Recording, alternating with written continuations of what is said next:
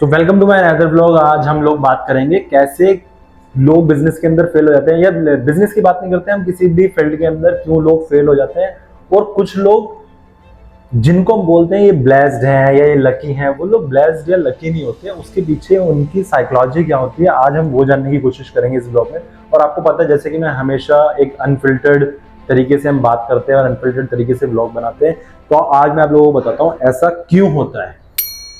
तो सबसे पहले एक बात जानने की कोशिश करो। मान लो आपके दिमाग में कोई आइडिया आया, क्योंकि आपके दिमाग में हमेशा जहां भी आप घूम रहे होते हैं, कुछ ना कुछ कर रहे होते हैं, तो हमेशा हमारे दिमाग में कुछ ना कुछ आइडिया आता रहता है।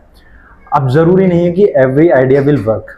तो यानी कि सबसे पहले जो भी आपके दिमाग में आइडिया आए उससे आप शादी करो, क्योंकि जब तक आप शादी नहीं करोगे ना, आप किसी एक भी आइडिया के साथ स्टिक नहीं हो सकते हो। क्योंकि आइडिया एक तरह की गर्लफ्रेंड की तरह होते हैं, रोज नए नए आएंगे, आप रोज रोज नई जगह जाने की कोशिश करोगे और एंड में आके क्या देखोगे, भाई किसी से भी बात नहीं बनी। तो सेम ऐसा होता है बिजनेस के साथ या किसी भी फील्ड के साथ। अगर आप बिजनेस में आना चाहते हो तो भाई sales is the only thing founder should know. अगर फाउंडर को सेल्स नहीं करनी आती ना, तो आप फाउंडर नहीं बन सकते।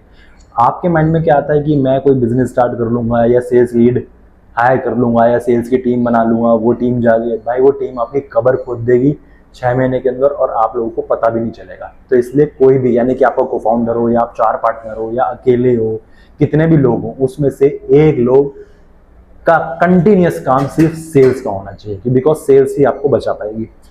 अब मैं आपको बताता हूँ सेल्स में कंसिस्टेंट कैसे रहा जा सकता है। मान लीजिए आपने, सबसे पहले एक बात का ध्यान रखना, कोई भी टारगेट ऐसा नहीं कि 1 करोड़ का कर देंगे यार, 1 साल में हम 2 करोड़ का बिजनेस बना लेंगे, 10 करोड़ का बिजनेस बना लेंगे, तो ऐसा ये ख्याली पुलाव होते हैं, ऐसा कुछ नहीं होता। तो सबसे पहले भाई बेसिक सेल्स में कंसिस्टेंट रहने का सिर्फ एक ही इलाज है। सबसे पहले आप अपनी दाल रोटी पे काम करो, कि अगर आपकी दाल रोटी पक्की हो चुकी है तो आप लाइफ में कुछ उखाड़ पाओगे। मान लीजिए XYZ आपका 10,000 रुपये का खर्चा है, तो आपके 10,000 रुपये उस बिजनेस में से निकाल पा रहे हो या नहीं निकाल पा रहे हो, क्योंकि वही आपको मोटिवेशन देंगे। जब तक आपका बेसिक खर्चा नहीं निकलेगा तो आपको मोटिवेशन कैसे मिलेगा। तो इस बात का ध्यान रखो। अगर मान लो आपने कोई बिजनेस किया है तो कंसिस्टेंसी कैसे लेके आएंगे। आपने पहले महीने 10 से 50,000 की, जो भी नंबर पकड़ लो, मान लो आपने 50,000 की सेल करी, तो फर्स्ट मंथ 50,000 की सेल करनी है, सेकंड मंथ 50,000 की, थर्ड मंथ 50,000 की, fourth month, fifth month, 6 month. जब तक आप 6 मंथ तक सेल्स करोगे तो आपको मोटिवेशन मिलना चाहिए और आपके आइडिया पे वैलिडेशन आ चुका होगा कि भाई काम चल सकता है। अब इसको स्केल करना है। अब स्केल ऐसा नहीं कि भाई आपने किसी और को देखा सक्सेस होते हुए, मान लो रितेश अग्रवाल ने ओयो बनाया, 21 साल में बिलियनियर बन गया, हमने निखिल कामत को देख लिया कि उसने जीरोधा बना दिया, वो बिलियनियर बन गया। ऐसा कुछ भी नहीं होता, असलियत कुछ और है। उनके पीछे उनकी 10-10 साल की, 15-15 साल की मेहनत है, जो शायद उन्होंने स्टार्ट जल्दी किया, जो आप लोगों को अभी दिखा नहीं। सेम हमारे साथ है। 7वें महीने से क्या करना है, अगर आपने 6 महीने कंटिन्यूस 50,000 की सेल्स करी है तो भाई साहब 7वें महीने ये टारगेट रखो कि 50,000 से प्लस करनी है। वो 51,000 भी हो सकती है, वो 60,000 भी हो सकती है, वो लाख भी हो सकती है, बट 50,000 से 6ठे महीने 7वें महीने थोड़ी सी प्लस हो। And same as it is आप इसको 1 साल तक फॉलो करो। 1 साल में आपके पास कोई ना कोई ऐसा आइडिया जरूर आ जाएगा जिससे आपको समझ में आ जाएगा what you can do and what you can not do.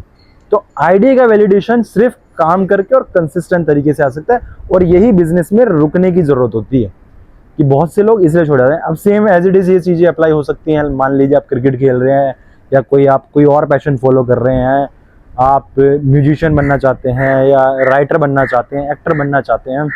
It's all about consistency, क्योंकि और कंसिस्टेंट तब तक रहना है जब तक आपका रिजल्ट पॉजिटिव ना हो जाए। ऐसे अब मैं अगली वीडियो में हम बात करेंगे कि स्केल कैसे किया जाता है। मान लीजिए 0 to 1 पे हम पहुंच गए हैं, अब 1 से 10 तक, 10 से 100 तक उनको कैसे फॉलो किया जाता है वो हम अगली वीडियो में बात करेंगे। तब तक आप इस वीडियो को देखिए और कमेंट करके बताइए आपको कैसी लगी ये वीडियो। बाकी लाइक कर दीजिए, शेयर कर दीजिए, सब्सक्राइब कर दीजिए। मिलता हूँ आपसे अगली वीडियो में।